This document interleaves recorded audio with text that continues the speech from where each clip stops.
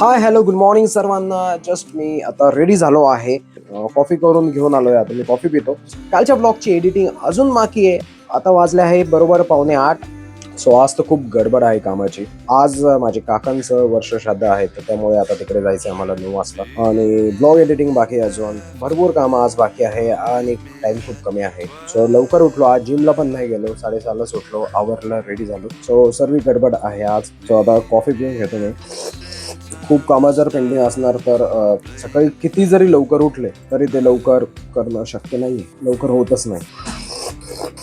काल आम्ही सो कालच्या ब्लॉगची हायलाईट थोडीशी देऊन टाकतो. तर कालचा ब्लॉग तुम्ही बघितला असणार. त्यामध्ये आम्ही बड्डेला गेलो होतो.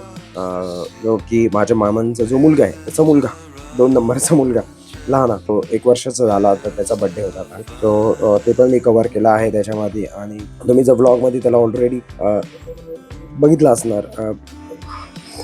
आज आहे 22 मे 2026, म्हणजे की सॅटर्डे. एक गोष्ट दाखवतो. जेव्हा कधी आपण सिस्टीम ऑन करतो तेव्हा हे असे जे स्क्रीन्स आहे, जे काही वॉलपेपर्स आहेत, ते खूप छान वाटतात. आता यामध्ये एक बीच आहे, त्यावरती भरपूर पेंग्विन्स आहे, छोटे छोटे पेंग्विन्स, मोठे पेंग्विन्स. आणि त्यामध्ये दिलेलं आहे की penguins flocks together on the sand of the Boulders Beach. Wow, Boulders Beach कुठे? साऊथ आफ्रिकेमध्ये. आणि हे प्रत्येक टायमाला चेंज होत राहतात. जेव्हा जेव्हा आपण सिस्टम ऑन करतो तेव्हा खूप छान वाटतं. सरप्राइझिंगली छान छान स्क्रीन सेव्हर्स असे दिसतात यावर.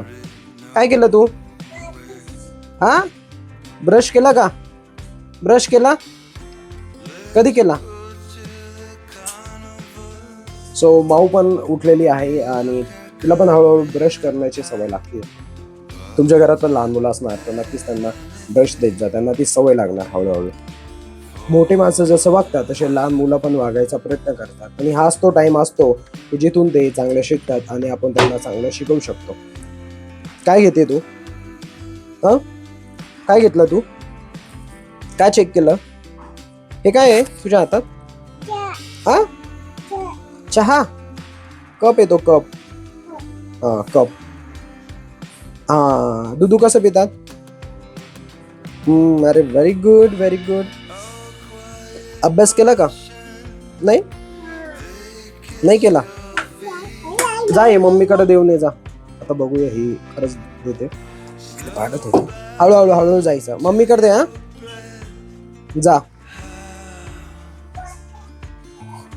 या पण गोष्टी तुम्ही शिकवायला पाहिजे. छोट्या छोट्या वस्तू देऊ. फक्त चेक करत राहायचं की ते करतात की नाही आणि सांभाळतात की नाही, वस्तू फेकतात की नाही. कारण आमच्या माऊला खूप सवय, एखादी गोष्ट घेतली का डायरेक्ट फेकून देते. पण आपण तिला व्यवस्थित जर सांगितलं तर ती नाही फेकत, व्यवस्थित घेऊन जाते आणि देऊन टाकते. मित्रांनो, अजून एक गोष्ट तुम्हाला सांगतो. जॉब व्यतिरिक्त किंवा बिझनेस व्यतिरिक्त कोणकोणते साईड बिझनेस करतात किंवा साईड इन्कम कमवण्यासाठी साईड इन्कम सोर्सेस आहे तुमचे. साईड इन्कम सोर्सेस आहे तुमचे. आणि किंवा अदर करिक्युलर ॲक्टिव्हिटीज तुमच्या काय काय, जसं की कोणी स्पोर्ट्समध्ये चांगले असतात, तर कोणी काही क्रिएटिव्ह वर्कमध्ये कोणाला आवड असते. तसं तुम्ही काय करता? सर, तुम्ही जर अजून काही चालू केलेलं नसाल आणि फॉर एक्झाम्पल तुम्हाला जर चालू करायचं असणार तर नक्कीच तुम्ही ते स्टार्ट करा. जर एखाद्याला व्हिडिओ करण्याची आवड आहे, डान्स करण्याची आवड आहे, कोणाला काही सांगण्याची आवड आहे, कोणाला कोणी काही गोष्टी सांगण्यात खूप चांगलं असतात, तर तुम्ही कॉन्टेंट बनवायला चालू करा. खूप स्कोप आहे याला भविष्यामध्ये ना राहणार आहे. काही मोजके कामं राहणार आहे. बा आमचा बाबूला आंघोळ घाल जरा. नको, तोडलं तू ते त्या दिवशी, नको ते. अक्षरशः माऊने त्या दिवशी माझा जो माईकचा सेटअप आहे हा डायरेक्ट फेकून दिला. फेकल्यानंतर हे जे आहे हे लूज झालंय आणि डायरेक्ट तुटून पडलं होतं. डायरेक्ट 2 भाग झाले होते. ते आता लावलंय थोडं ऍडजस्ट करून, पण मग ते लूज झालेलं आहे, पूर्णपणे लूज झालेलं आहे, पण चालू आहे नक्की. दर हे बाबूला घेऊन जा, मला एडिटिंग करायची. आता जा तिकडे जा. असा पंगा होऊन जातो ना कधी कधी स्टोरेजचा प्रॉब्लेम असला.